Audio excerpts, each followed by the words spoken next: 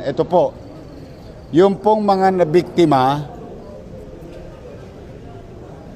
sa Road 10 na truck driver, biyahero, private vehicles, noong mga nagdaang buwan, nagdaang taon, maaaring hindi kayo nakakuha ng hustisya sa takdang panahon.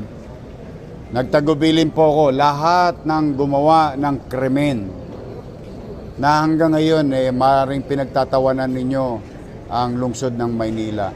I ordered the full force of the Manila Police District through the leadership of General Guzman na hanapin yung mga taong tong nakuhanan ng video, nakuhanan ng muka. So this is our message to the victims. Maaaring hindi kayo kagad nakatikim ng hustisya, pero sa maliit naming kaparanan bilang lungsod ng Maynila at Manila Police District and the City Council through the leadership of Vice Mayor Chi, hahanapin po sila namin ngayon.